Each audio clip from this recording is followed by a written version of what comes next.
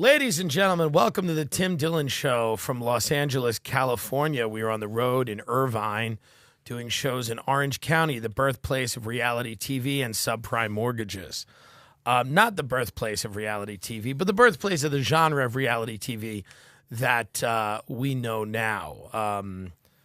The Real Housewives of Orange County started there, and subprime mortgages started there in Irvine, California. Irvine, correct me if I'm wrong, is one of the only cities that is named after a company. That's correct. Yeah.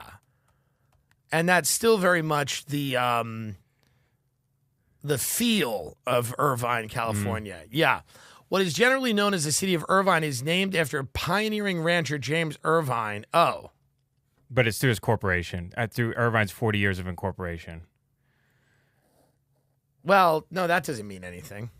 The Irvine Company. Oh, the Irvine Company? Mm-hmm. Is that why Irvine was named Irvine? I believe so, yes. By James Irvine, and then they named the city Irvine after the company. Okay. Well, Countrywide Home Loans started in Irvine, which was I believe, the largest subprime mortgage lender on the planet. I don't know if that's the case, but I believe it was. And then Countrywide expanded, but I believe the beginning of Countrywide was in Irvine, California. And the two biggest areas for subprime mortgage banks were Irvine, California, and Long Island, New York. And they are the same place, essentially. You have a lot of rich people. You have a lot of people that are always willing to jump into whatever the latest scam is. A lot of different types of salespeople. And Long Island and Irvine, they're both beach, communities. Orange County and Long Island, rather, not Irvine, but Orange County and Long Island are very similar. The types of people there are very similar, conservative, politically. There's not a lot of culture in Orange County. There's no culture in Long Island. There's none in Orange County either. The people differ slightly, but it's a very similar makeup of human beings. A lot of tribal tattoos, not a lot of reading, a lot of people with boats. Irvine has more like rock churches.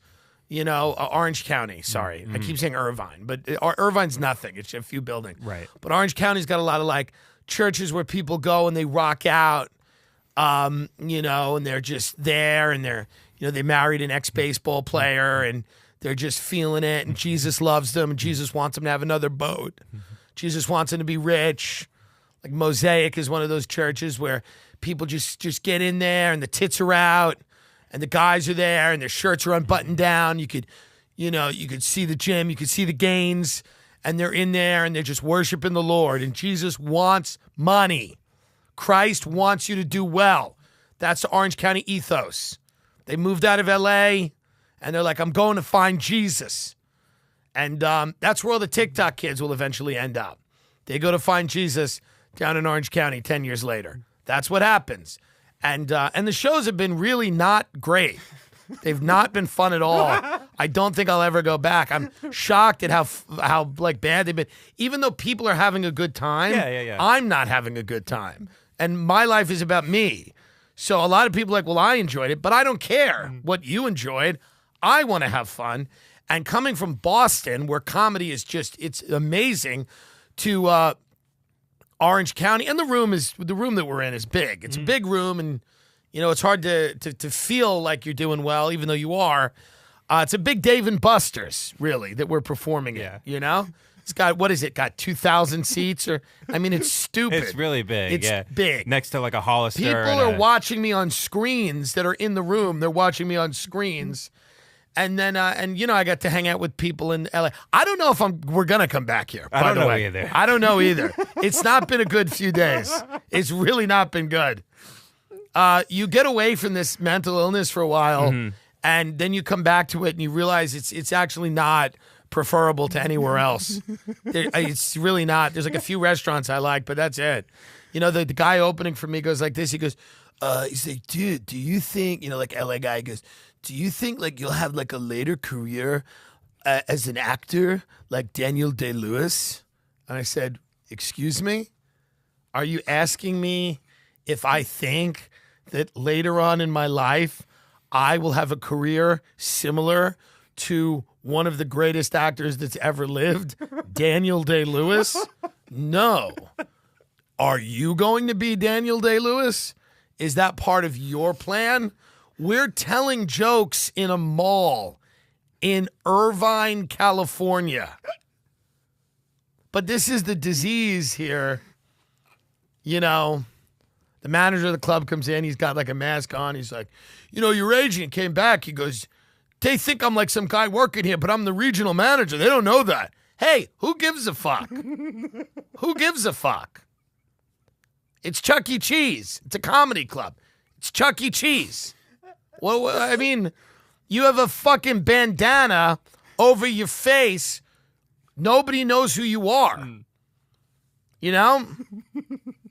I mean, I never say anything good about my agents, but in this case, they're in the right. You can't demand that people respect you if you're covered in Darth Vader mask and nobody can tell who you are. It's not a rational belief. You hear that? The sirens?